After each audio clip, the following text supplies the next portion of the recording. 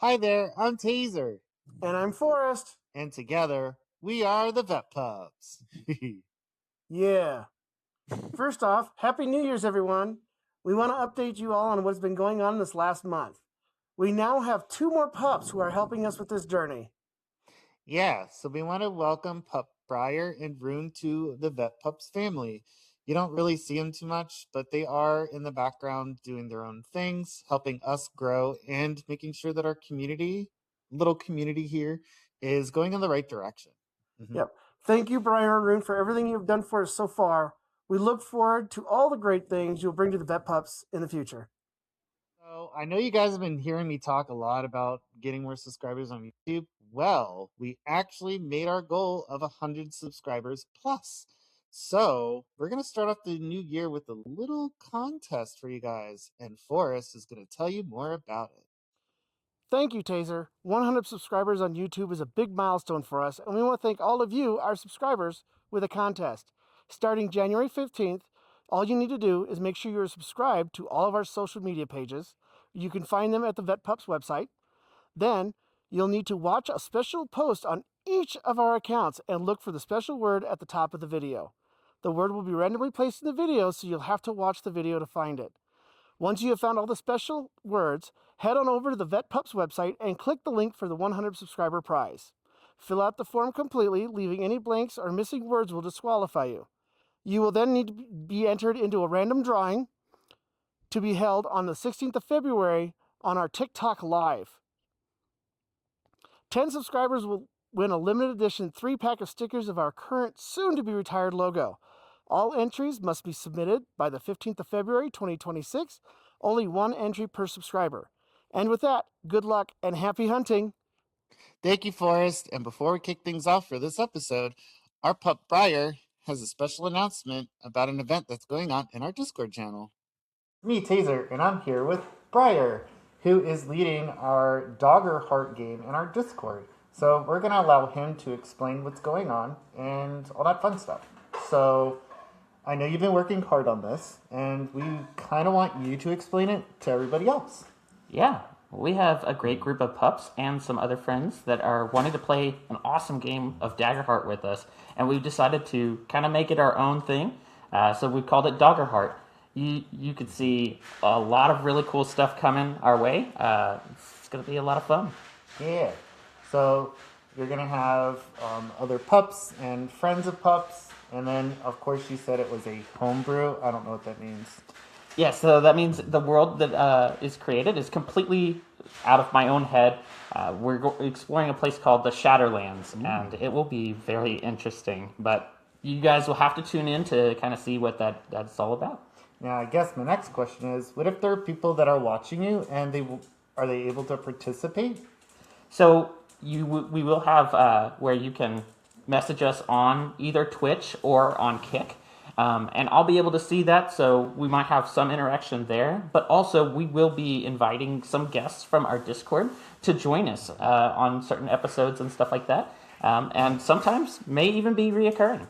So, where can people catch this stuff? Yeah, so if you want to check out the Discord, you can see where we have our scheduling done. But it should start on the 11th of January, and then every other Sunday we will be doing an episode. And it will be shown live on Twitch and on Kik. And then we will have the episode reoccurring on YouTube. Ooh, nice. So, this is also a really good chance for me to introduce Brian to you guys in person because he's part of our crew. So, yay! So, welcome, Briar. You better do it. So, yeah, I think that's all we got. Yeah. Right? Okay, so, bye! Thank you, Taser and Briar. Doggerheart looks like it will be a lot of fun. And if you're not already signed up for our Discord server, make sure you visit vetpups.net and join today. And don't forget, when you go to our website, you can also find all of our other social medias, which is a good way to contact us if you have questions or comments. We would also appreciate if you would like and subscribe to this podcast so you'll be notified when our next podcast comes out. And now, let's head over to Taser and his interview with Talia. Yeah. Hi everyone, it's me, Taser, and today I'm back on my little winter break that I took, and I'm here with my first interview of the year, Miss Talia, who is our kink educator and personal friend of the Vet Pups channel. We absolutely adore her. So, can you please introduce yourself to us? Hi, I'm Talia. Some people know me as Karma. I've been a part of the kink and BDSM community for about 20 years, both as a participant and as an educator. Identify as a switch, though I tend to step into dominant roles more often than anything. Because I just care deeply about safety, clarity, and doing all of things with intention. At the center of everything I do is open, honest communication, not just saying yes or no, but learning how to Yeah, talk about wants, fears, limits, expectations. So yeah, that's what I do. that's awesome. So, do you have a specific kink or activity that you would say you're more proficient in? Yeah, so there I'd say I'm particularly proficient in. One is edge play from a specifically Ooh, safety first perspective. So I have medical training in my history. I was previously a nurse. So historically, I've worked with people who are interested in high risk activities by focusing heavily on preparation, informed consent, aftercare, and emergency awareness or possible emergency needs. So it's not my personal preference, but I believe strongly that if people are going to explore the more risky territory of what we do, they deserve mhm. accurate information and someone who prioritizes harm reduction. One of Dang. my personal favorite areas that I am especially skilled in is submissive training through pleasure-based dynamics. So my label, or what I consider myself, would be what's called a pleasure dom. I focus a lot on communication, emotional awareness, and intentional power exchange. So I use tools like praise or degradation in ways that Okay. are pre-negotiated, affirming, and psychologically informed.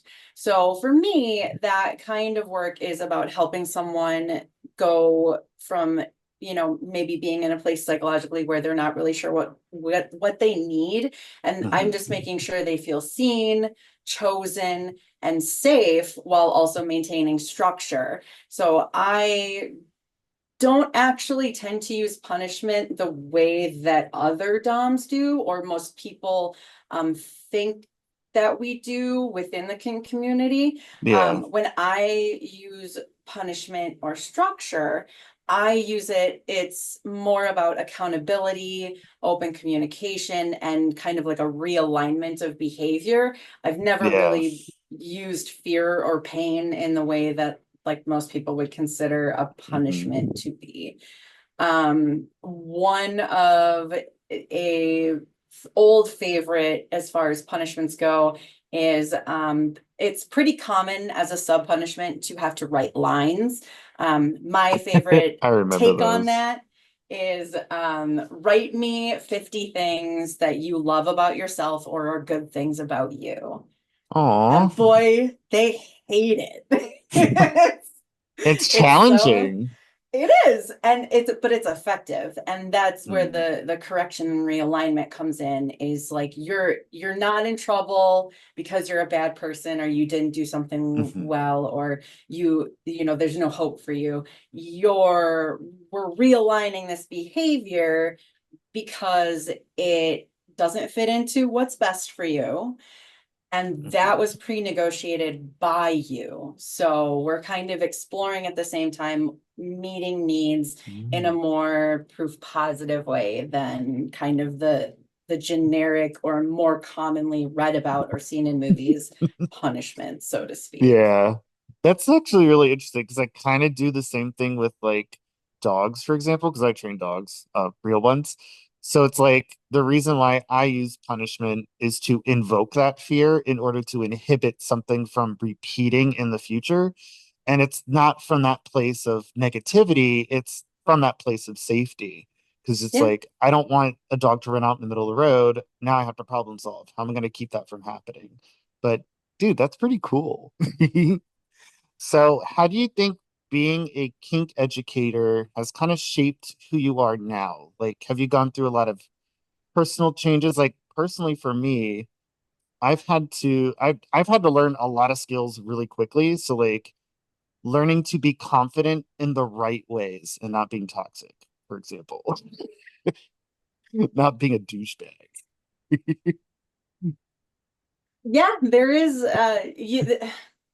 that element of like becoming kind of like power hungry or power crazy, or like they call it dom mania when we have new people coming in and they're being trained and they just like want everything right away, They get exactly the way they excited. want it. Yeah, and like we Mhm. love that excitement. We're all about furthering that excitement and keeping it fresh and feeding into it. But there is a level of like, you need to slow down, you need to bring it back. We have to talk about fundamentals. I'm sorry if that's boring, but that's how we do things. My journey in kink, as far as shaping who I am generally as a person now, it actually fundamentally changed how I listen to people when they talk, how I lead and how I show up into spaces where I feel like there might be a power dynamic shift or any type of vulnerability. So it Yeah. really forced me to slow down and kind of pay attention to all of the people around me and things that Mhm. were going on, not just like what they're saying they want or need, but kind of how they communicate that. And Yeah. when they hesitate or where they might not have the language yet for what they're trying to express. And just over time it made me more patient, more empathetic. I'm far more aware now than ever before Mhm. how easily power shifts and dynamics can influence someone's choices, even when all of the people involved seem to have the best intentions. I had to learn a lot of humility, which I don't think I was necessarily ready for at the time. That's a good one. It's because no matter how much experience you have, there's always more to learn, whether it's about consent or trauma or communication, or even about yourself. As the years go on, you're going to find things about yourself that don't align with your previous judgments on how you viewed things, or how Mhm. your needs have shifted, and the needs of the people around you have shifted, and just being responsive to that, and you know being responsible for other people's safety made it very clear to me that authority cannot just be about control.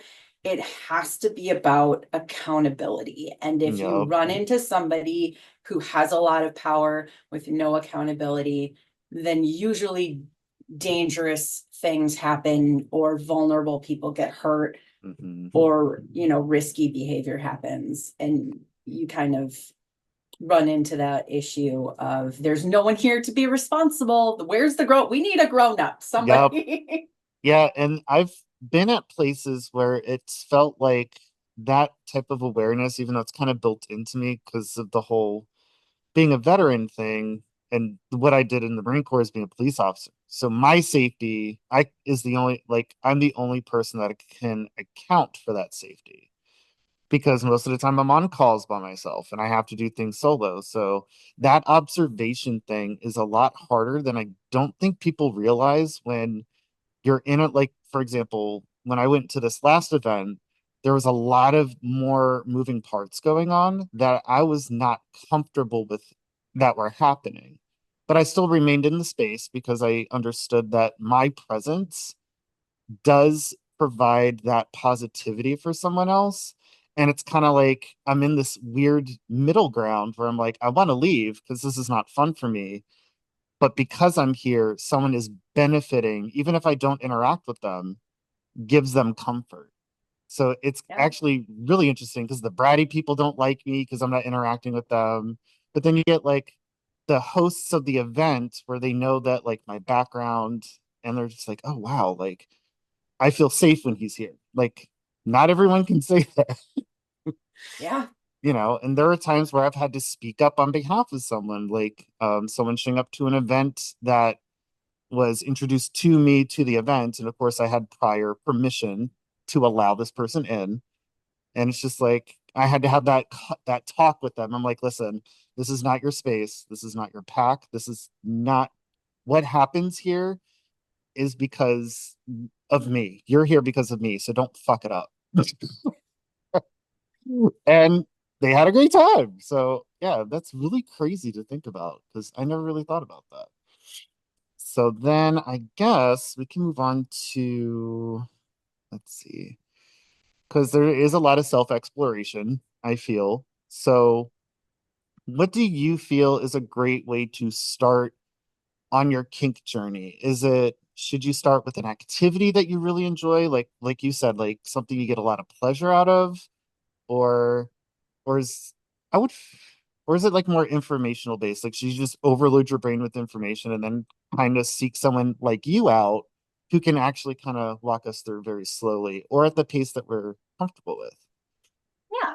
So, like, for folks who have done a lot of kind of like self-exploration already or Mhm. have experience in any type of counterculture community, you kind of already have not necessarily preconceived notions, but actual fundamental understandings of how things kind of work in these culture communities. So the next step there is usually not, you don't need to discover that you're different or want different things. It's Mhm. about learning how to navigate the differences safely and intentionally. So, a lot of culture communities already understand things like identity, chosen family, structure, trust. What the kink and BDSM community adds to that is the need for explicit, honest communication. So, Yeah. because what we do is not, I mean, we used to have a saying, SSC, safe, sane, and consensual. We changed Ooh. that because what we do at times is not safe. There is an inherent Mhm. risk in some of slash a lot of what we do. Yeah. It's all about risk reduction. So nothing can work on assumption, roles, expectations, authority. Everything has to be talked about, listed, negotiated, revised, gone over, repeated back, and it or checked in again. And Mhm. then once you decide on a solid way to move forward, you're kind of in this mindset of treating communication as a skill set. Okay. So when you learn how to talk about your boundaries, your desires, your fears, and kind of figure all of that stuff out before you actually are going to be asked or expected to engage in any type of activities or dynamics. I mean, and with I like we're not trying to pigeonhole this interview towards your community specifically, Yeah. but when you're coming from spaces where loyalty or hierarchy mattered, so you're looking at very strict parenting backgrounds, organized religious backgrounds, military backgrounds, the medical community, where there is absolute loyalty and hierarchy that is almost followed without question, Yep. um, you Mhm. have to sort of understand that you're about to rewire that part of your brain. There's not going to be an expectation of blind following or making assumptions anymore. Because if you do that, you might end up with somebody who is, taking part in bad practices, possibly someone who's manipulative, and, if you're not asking questions constantly and advocating for yourself, even if something Mhm. feels mostly right, like Yeah. the vibe is pretty much great, We right? talked But about just this one. something's not, it's just a little something's off. You have to trust those gut feelings, and you can't come in with a mindset of like, well, they're in charge, they should know. You have to self-advocate. Mhm. And when you have a community or people who come in with preconceived notions of hierarchy, or they have kind of like a blind loyalty mindset, it can lead to really dangerous situations. And I consider those people, as a kink educator, some of my most vulnerable groups. actually. So a lot of people will be like, oh, minors, which of course, obviously there's Yeah. issues there, but like new kids coming in at like 18, 19, 20, being very young, Wanting, subs. yeah, wanting very crazy things like listing off a grocery list. And you're like, Yeah, I can't do this. This isn't responsible. nope. Because we talked And about that too, because that's a huge thing that I feel is it's kind of weird because it's like I know even when I was young too, there was a lot of things I wanted to explore, but in reality, nobody gave me the light of day till I was like in my mid 20s. So yeah. I think luckily we are, it's a blessing and a curse where we are with the age of the internet right now, because there are a lot of people who are out there providing really great solid content, a really Mhm. safe space for these newcomers, and just like people who are genuinely interested in answering questions and being there and being supportive and helping them figure it out. It does Yeah. also create the same amount of dark spaces, It manipulative DOMs, um, pup grooming. collectors. Oh, the Yeah. pup. Yeah, I got almost got tricked into one of those. It didn't work. But yeah, there is, and that's kind of like there are such beautiful things in this community too, because like I've learned a lot through my journey just as a pup. Being, I would say like I got a lot of my bad experiences out of the way in the beginning because there isn't necessarily, and people are going to come at me with this, and I'm sorry, I'm coming at you. There's no rule book in our community about this. There's subjective literature and everything else on websites and pack groups, and then it just comes down to this specific group and what they want out of, because like my level of discipline and your level of discipline can be completely different than someone over here. Like, Absolutely. obviously, like I don't cause problems at, events or stuff. I keep to myself. I engage when I'm engaged with, I keep things civil and proper, and that helps refine that discipline in those spaces. But it's kind of wild. So Well, it's one then, of those things where you have to model what mhm, you want. So some people are so hard-headed and like bless their hearts, they want what they want, and that's totally fine. But that was until me. they see the behavior modeled well, Mhm. they don't understand that the situation they're in is bad. Yeah. Because it's a frog in a boiling pot, right? It doesn't No. even know that it's boiling until it's already almost dead. It had no form or frame of perspective. It didn't Mhm. see proper behavior, modeled for, so it didn't know. And you can't really blame them for that, because it is so rampant, especially on the internet, in Discord circles and TikTok circles, to find Yeah. people who make it look really good and make it sound like they're doing all the right things and kind of hitting all the key points. Yeah. But once you delve a little deeper into their friend group or their fan group, you're seeing all of these kind of like missing stairs and little issues that when you bring up, they get really defensive about. And you're like, Yep. oh, I interesting way for you to react to that. Yeah, and like our group too, so it's kind of like I feel blessed that like we all came together and like had this really interesting common area where we're like, well, this platform's weird, which then It kind of is. comes into the next question is, now I already know the answer to this because me and you talked really in depth about this one on one. Is the mental and physical safety. And I know that so far we have said that word repeatedly together, but I think this needs to be nailed home because then this is going to go into consent. Yes. Yeah. So mental and physical safety are foundational ideas in kink. They're not add-ons or options or something that we talk about later. They are what everything that we teach and we do is built on. They are the framework of everything we talk around. So when people step into roles, no matter what you consider yourself, they also enter often altered headspaces.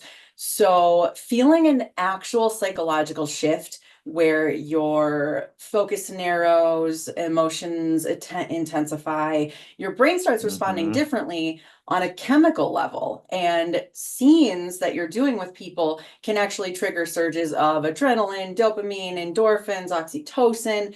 You know, that's That's a why, lot. yeah, that's why like pup play or kink can feel very grounding or euphoric, or like you're extremely deeply connected in that moment. But what people don't really understand is like those chemicals high, they're not going to last. So once that scene ends and your brain chemistry begins to shift back, they're going to experience a type of drop. And usually we talk about dom drop or sub drop, but it comes with any role. It is just the emotional low, the exhaustion, the irritability, sadness, self doubt. A big one is a shame spiral. Those happen quite Ooh. often. Um, and they hit, I mean, hours or even days later. When your brain is immersed in chemicals or hormones, they don't go back to the way they were right away. So, I mean, it can be hours, days. It doesn't mean that anything went wrong. It just means that your entire nervous system is now recalibrating. So when we don't preach that these changes, both the euphoric highs and the devastating lows, are completely normal, they are treatable, we can plan for them, we can limit how intense they are, that's when we find people who, kind of they come back with these stories of like, I had this really intense experience. I was fine. And then I just couldn't face anyone or go back after that. And I couldn't do anything about it. And they were just like frozen essentially, which is why aftercare is so important. Check-ins, communication, they are not extra. They are fully harm reduction. That's what Yeah, they are. Mental safety to us also means because that's a rough understanding. one. Yeah, it's all of our roles are intentional. They're not automatic. So someone, how they look, what their job is, their previous rank, their confidence level, how dominant or submissive they appear in daily life, that actually doesn't tell you anything Yeah. about what role is going to be truly fulfilling or healthy for them within the community. So some of the most outwardly commanding people need, crave, truly heal from that softness and surrender, while some of the most gentle people in the world are truly thriving when they Yep. are holding strict structures and responsibility and they are leading over people. So, Yeah. kind of assuming roles based on social labels is one of the fastest ways to put someone into a dynamic they're not prepared for. And it actually can cause true emotional harm when you feel like you didn't meet someone's expectations. That's rough. It hurts, especially if you're already in this brain chemically soaked place where your emotions are really high and it was really intense for you, and now all of a sudden you're spiraling that like, why did they hate me, like I must have done terrible, what did I do wrong, how could have, this is And all then my fault, now and I'm then you garbage. then you overcare is what I'm calling it. Because I've been in that very exact scenario where, you know, the rejection happens and you're like, okay, we stop. Okay. So we stop, we back off, and then of course, things can snowball and get out of control. So like there was an event where I went to where I was like mentally on that I could say like it was more of like the fight or flight response had activated and I could not get out of that space until I got on the plane and flew home. And that is really rough because there is because that speaks to me a lot, especially because I'm one of those people that does I don't like to cause harm to people unless, it comes with the territory. But, I do generally do care about people. And I can see like where those emotions can spiral, especially with someone like me who didn't grow up with access to that type of expression. So it's like now it's coming out. Now I'm 40 and it's like holy crap, I'm feeling crap I've never felt before, and this is weird. Because then that just throws me right back into the Marine Corps mindset. Like, okay, well, this is a fight mode, and that can be dangerous sometimes. But Yeah. I get that. That's wild. All Yeah. right. Let's see. We were gonna go into no, no, no, no. So I think we have already covered where someone starts in their journey. I know I did want to do like the self-training dynamic, but we already covered that. So Um, real quick though, for anyone who might be interested in this, um, me and her already talked about this like a few nights ago actually, where it goes along with the thing where like with me and my dog training journey, you need to learn from someone. Okay. I didn't get good at what I do just sitting around and going on the internet. And yes, going to events helps with the exposure. It helps with learning how social dynamics kind of work. You're not going to get it all straight up. You need to talk to so many different people to understand how an environment actually operates. And some people are closed off to you, they will not talk to you. So it's like self training is a good idea, and we think that we can do it on our own. But my suggestion is just find someone who you trust who can go at your pace and understand and communicate. Because that's one of the things that I've had to learn to do is communicate clearly. Because military people, like with me and Forrest, for example, we talk very blunt, to the point, minimal detail, but the details that we need to know are highlighted, and then we go. That doesn't work for normal people. Because normal people that I'm learning that you need more narrative and you need to learn to dig a little bit deeper in that little feeling box that we all have. But now that the self-training slammo is done, because I wanted to touch on that because like that was important to me because I do feel that Yeah. people are too scared. And I'll openly admit it right here on the internet that that dynamic terrified until I started to actually meet people that were like you, that were in the community, and there's legitimate care and love there that people like me, who is big, strong alpha boy, I like that shit. I get so like I get in this weird headspace where I'm like, I get to take care of someone. Like I'm also in that pleasure thing where it's like I like to take care of someone. I like to show them a good time. I'll heck, if you just need a boyfriend for the day, yeah, sure. I'll walk around town with you with this on and you're good to go. So it's like it's kind of interesting. All I right. can't wait when I get to come and see you and walk around with my big guard dog with me. Yeah, I mean New Orleans is a great place. People give it crap, but it's pretty good. Okay, so for our next really big question, which is something that me and you have definitely have a lot to say about it, but this is all about you. So we're going to start this off by saying, what kind of dynamics can we expect when it comes to roles and power dynamics to anyone that's new? So, when most people talk about roles and power dynamics in kink or BDSM, they're usually talking about how power, responsibility, care, and consent are intentionally structured or restructured. So, there's a wide range of ways to do that. And most dynamics fall under a few like main umbrella categories, which is things that you've heard before in books and movies. So the Mhm. first big umbrella is going to be power exchange. You're going to see your Dom sub authority dynamics there. This is where one person consensually holds the power and another consensually yields. So either partially or fully, sometimes, or just during scenes. Under that umbrella, you're going to see dominant submissives, tops and bottoms, handlers and pups, masters, mistresses, slaves.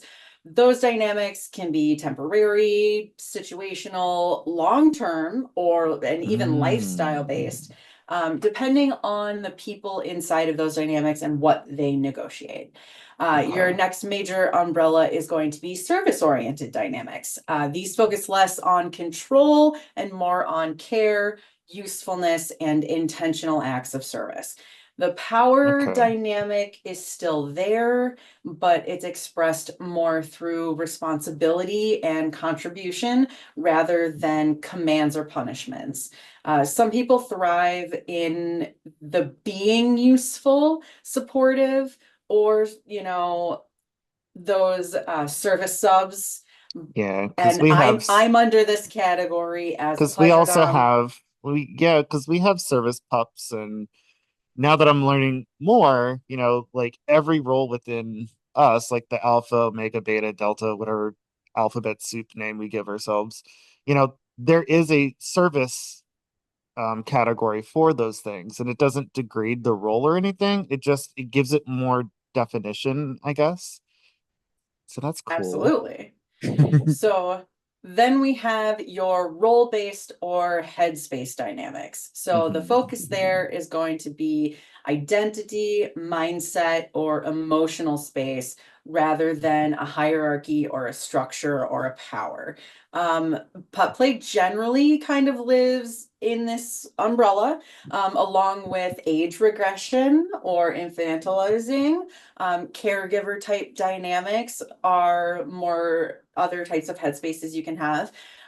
These dynamics specifically rely very heavily on psychological safety and clear communication and negotiation, and especially their aftercare, just because of how deeply they can affect someone's emotional state and their sense of genuine self. It can affect them so deeply as the human being that they are that it takes a Mhm. very specific type of person and level of experience to be in those role or headspace dynamic relationships. So then that Um, also feeds into how the social aspects kind of feed into these spaces. Okay, I can see that.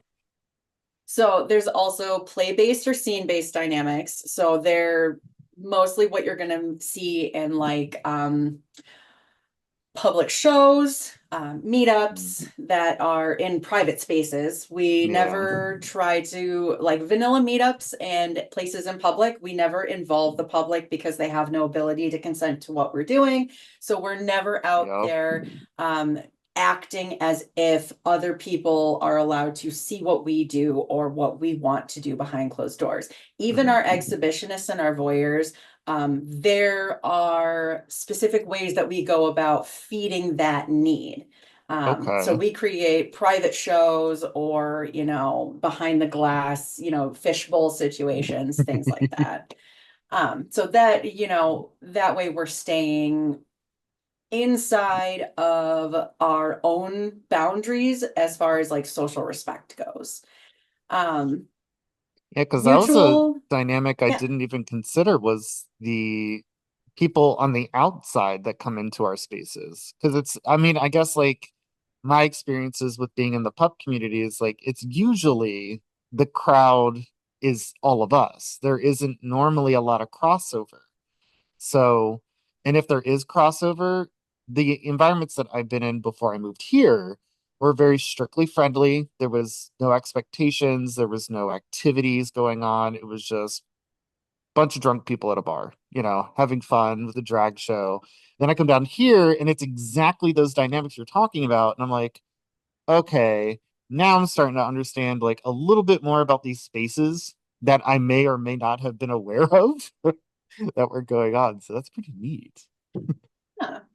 Um, Mutual or non-hierarchical dynamics are very common too. So those are like power shifts or rotations or shared. You'll see that in like polycules. There's a lot of switch relationships, co-dominant relationships, or negotiated equality. Especially when you're living in a lifestyle dynamic, you'll see a lot of negotiated equality where like this person is living a 24/7 dynamic, but in these specific situations, their career takes precedence in such and such this way, or their children take Ah, precedence in such and such this way.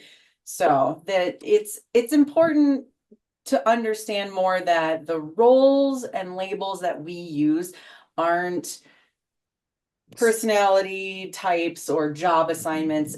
They're just tools. So you can specialize deeply in like a specific style or Mhm. combine several or change what you like over time.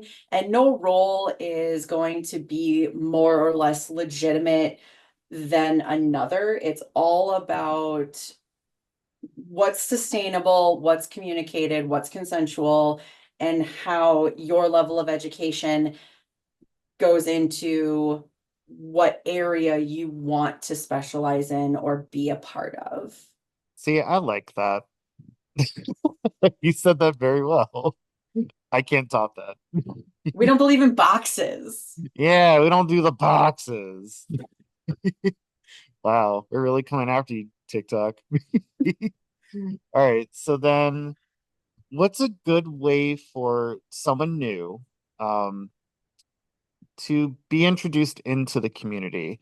Now, I will disclaim my experience first because I feel that this is important as a segue.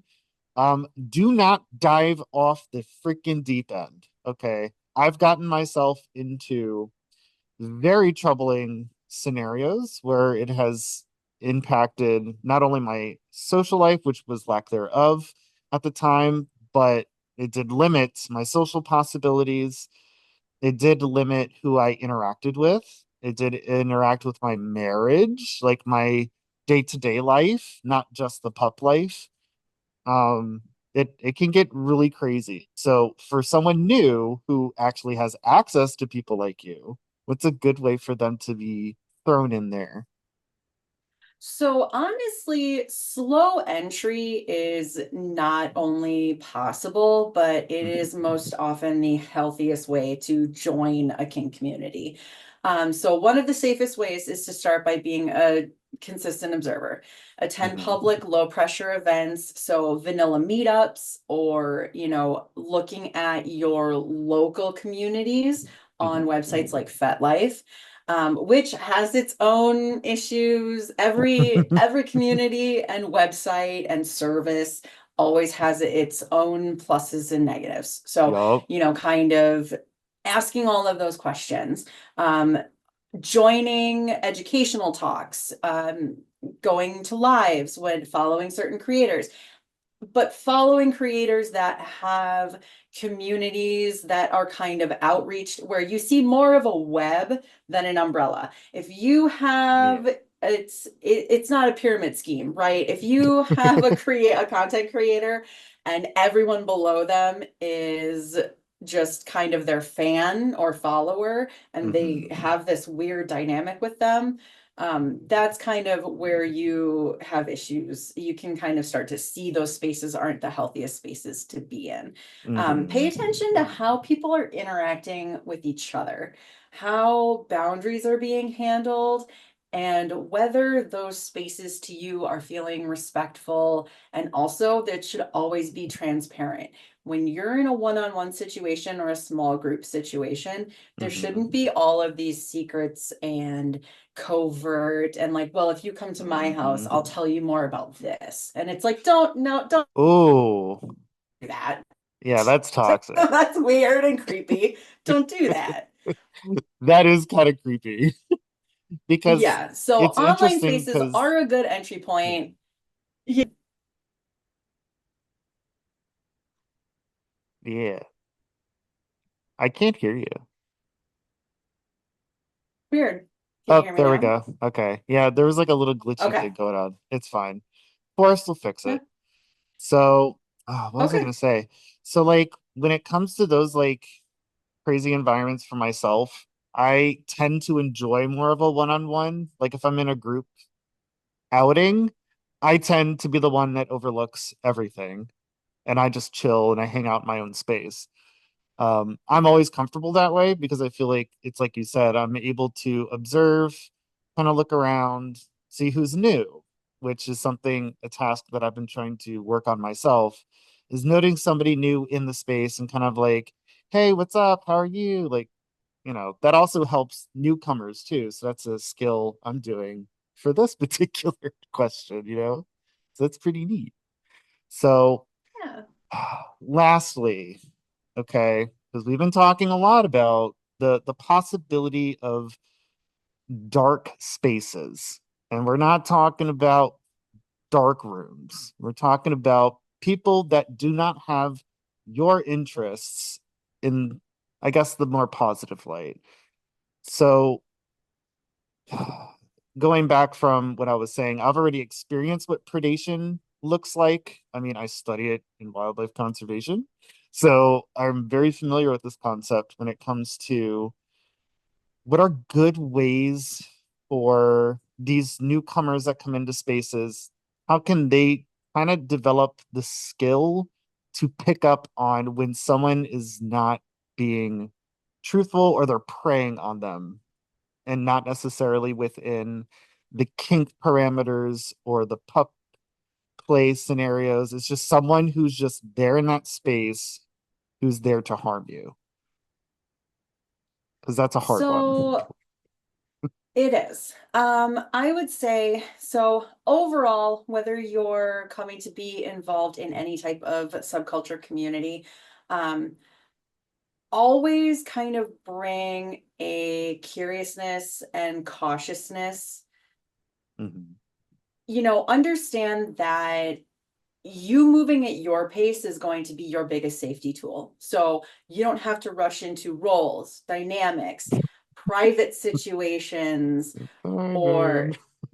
especially to be legitimized or welcomed into the community. Predatory behavior really often relies on kind of that mania attitude and urgency in new people Okay. because they seem very welcoming. They're like, oh, you want all of this? Yeah, I can give you all of Yeah, this. I could. They won't. They're going to make you talk about Mhm. this for a month. They're going to make you hang out here for a month, but Yeah. I'll show you this and this and this. That Oh, is not okay. how you want to do things. So if it sounds So too good to be true, probably is. if it sounds like everything you've ever wanted, it's probably bad for you. And I could kind of contribute too, because I feel that if it sounds like work, that usually is a good sign. For example, because we were talking about vetting people. And I know that because you asked me specifically, like, have you ever not helped someone come into our space? I'm like, all the time. There are just certain questions I've learned to ask, like, what do you want from the community? What are your goals? What are your dreams? Or is there specific roles that you're trying to achieve? Where do you think you fit in? And if they can't answer those, it's normally a good sign for me to be like, well, I'm probably not the best person for you, because then it also goes into the humility part. It's okay because you are not going to be able to help everyone. It Yes. sucks. But that also means you have the big boy pause, and you can be like, well, it's okay. I can back off and I can let you explore. I can still be your eyes, because you still want to make sure they're okay. But they're also, it's almost like this weird, like, role of responsibility that you're always kind of in. And I think that's just a leadership thing too. Like, we may not connect, but there is people that will look after you most of the time. And when you're new, everybody Yeah. knows it. Oh yeah. Yeah. Everybody knows it. Because then So, there's the fresh meat mentality. yep. So prioritizing public and communal spaces early on, great idea. Group events, educational events, social gatherings, awesome. There is a level of social accountability that they have to maintain during all of those events and gatherings that Mhm. creates a overall sense of responsibility. Yeah. If someone is approaching you or insisting you move to a different location, or they don't need to build trust with you, that's a huge reason to like take a step back. Your Yeah, I agree. communication going into those places is also going to be another layer of protection. So like practice saying no in the mirror. If it makes you uncomfortable to say no to someone, practice in the mirror. Be like, I don't That's like a good that. one. No, thank you, sir. I'm not, yeah. it took me a long time. I am a textbook people pleaser. I was raised that way. I used it as a survival mechanism in a household growing up that was aggressive, and that's how I learned to get by, was anticipating the needs of everyone around me so that no one could start a fight or get mad. And that's how I survived for so long. And that was your way of So controlling the environment. absolutely. Hmm. So being put in a position where I'm now expected to say no and self-advocate, ooh. And then it makes it worse on top of it when you have to advocate for someone else. That's also a hard thing too. Hmm. I prefer advocating for someone else. I would rather say no for someone else than say no for myself. And see, those are also things that I feel that everyone should be able to work on, especially including myself, because I know that within my own brain, there are moments where I've been in scenarios where like my brain, it's not, I wouldn't say it's a freeze moment. It's more like you're watching it happen and you just don't care that it happens. And it's such a weird place to be because you're like, well, I know this person well enough to know that that's what they're after. And all I can do is sit back and kind of just eagle eye focus and actually understand what's going on. So yeah, there's because then it's also a scenario where it's like that could have messed up something that was already previously arranged and I don't know that, so it's kind of like I don't know, but also it comes back to communication. If something like that was supposed to happen, it would have been said previously. Yes. And normally I'm And a that can person that cause a takes lot of fear people. too. Hmm. Because I also take people at their word. Like if you tell me, "Oh, I'm at this event, I don't know anybody." Okay, cool. I'm gonna take you on your word on it. But when I start to notice a little certain things that go on, and I'm like, I think you know more than you're giving off. And when you call Yeah. them out on it, it's always a fun time to watch the answers change. Yeah. Because I'm always like, Staying, transparent's hard. yeah. I am extreme, like that's one of the things that I really try to push, as like I am an open book. Mhm. It's when people want to create secrets or create privacy or create like these dynamics of, well, don't, I mean, you don't need to mention that, like you don't need to Yeah. talk about that. Red flags, red flags, red flags, red flags. I would rather you ask me all of the weirdest, strangest, like Hmm. craziest things that you can think of in your mind so that I can give you genuine, respectful answers that will Hmm. help provide you with a good experience. I'm never going to be like, here's what I think is the only way. I'm always going to be like, here's an option in my opinion. I And like you know what that. you should do after I give you my opinion? You should go ask four other people at these other tables the same exact question To and see what you get. see what they all say too. Hmm.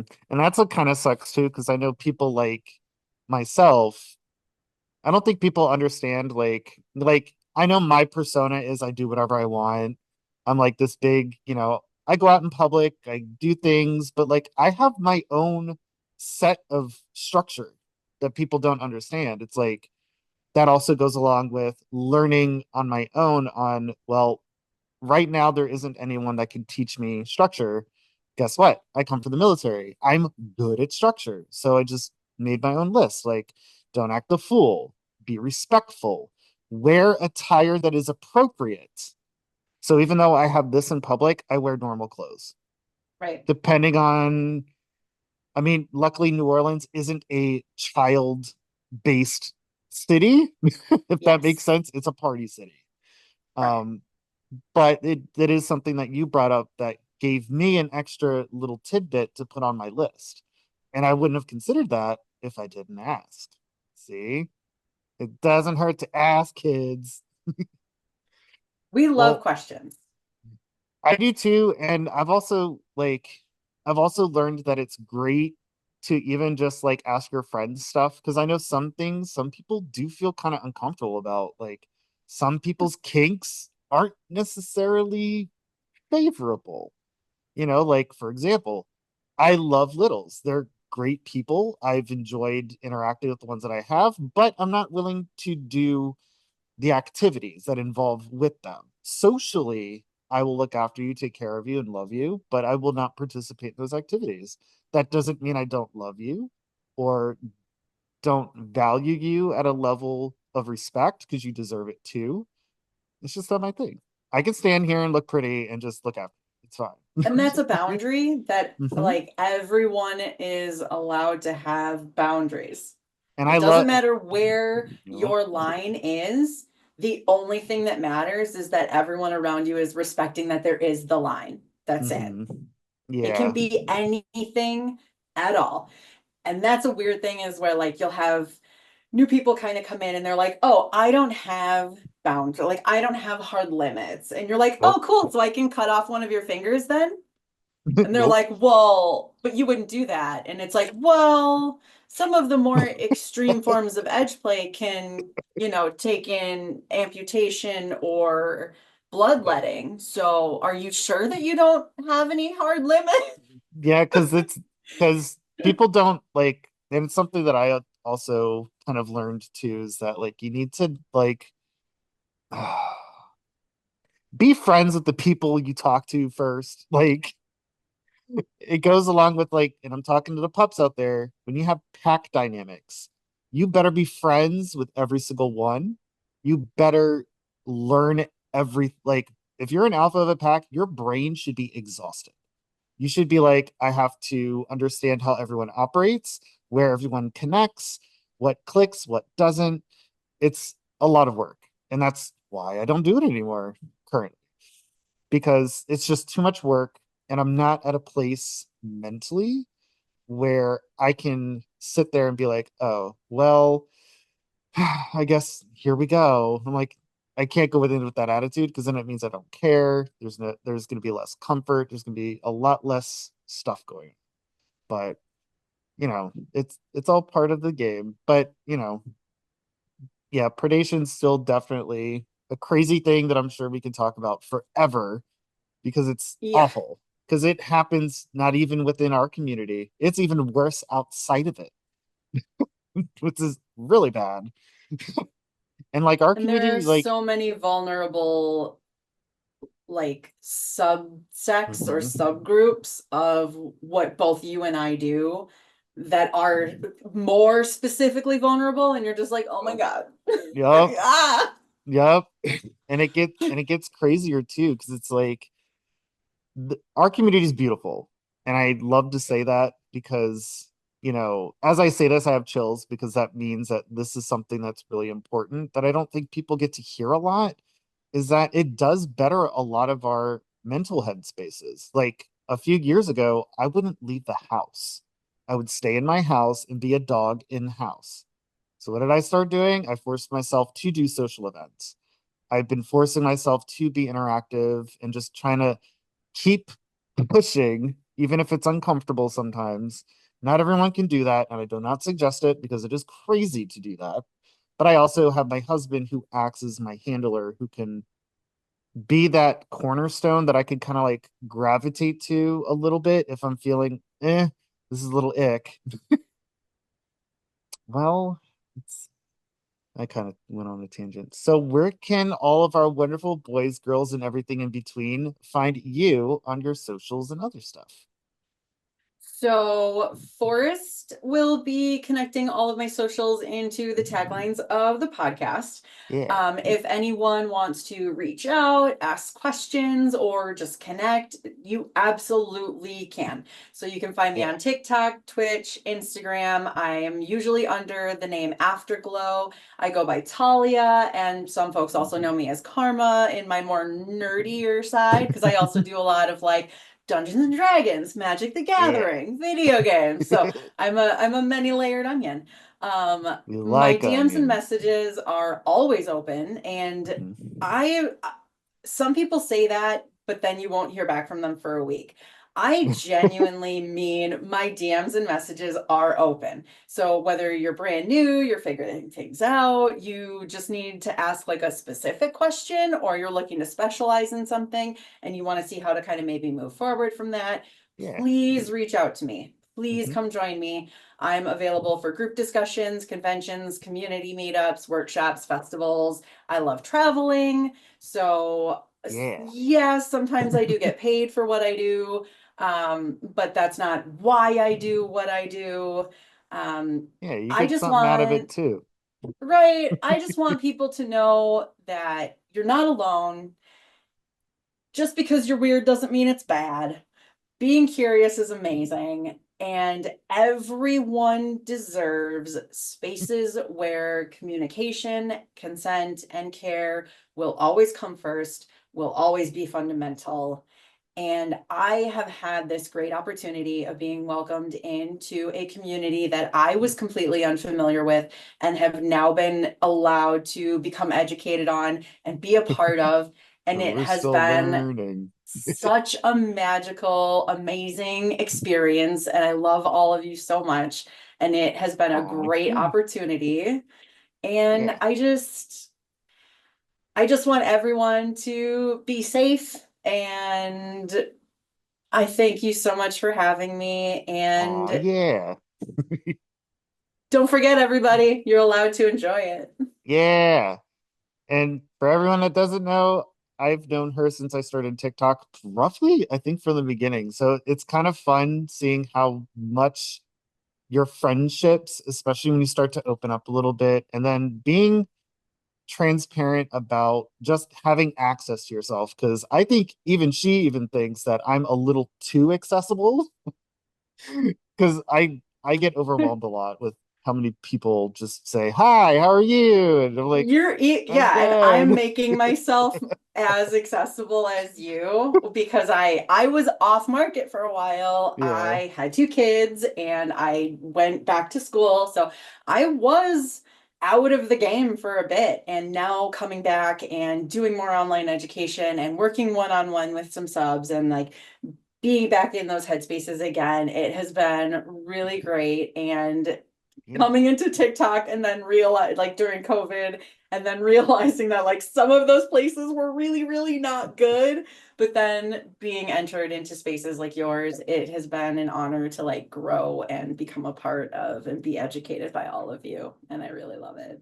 We love you too. And for you guys out there, just remember if there isn't a space for you, you can always build your own. That's what I did. Well, I want to say thank you again, Talia. And for all of you out there, just remember you can always find us at vetpups.net, where you can find all of our social media, including our Discord, which it's kind of getting a little populated. So, yeah, you can join in the fun there. You can sometimes find Talia in there. You'll kind of find me in there all the time. It also has my Instagram, Force's information. Um, and we do have an announcement coming up soon. So hopefully we shall see what that's all about. So for now, just everyone remember, be safe, be kind, love each other, and most of all, be a pup and have fun. Bye. Bark. There you go. Both Taser and I hope you enjoyed our discussion this week, and we want to give you a big thanks to Talia for joining us in this week's discussion. And if you enjoyed today's podcast, please take a moment to share, like, and subscribe to our YouTube channel. This way that you can get notified on all of our next episodes that will be released. Additionally, we did change up our TikTok schedule. This took a lot of collaboration, but we will be back on schedule on Thursdays at 10 p.m. Eastern Standard Time or 7 p.m. Pacific Time. Mhm. Think we have come to the end of our episode. So I do want to give a special thanks again to Talia, who is our special guest and interviewee this week. And of course, Briar and Forest and Rune, who have made this journey pretty fulfilling for me and for you guys. So give them a very special shout out. And remember to take care of yourselves and others. And until next time, ow!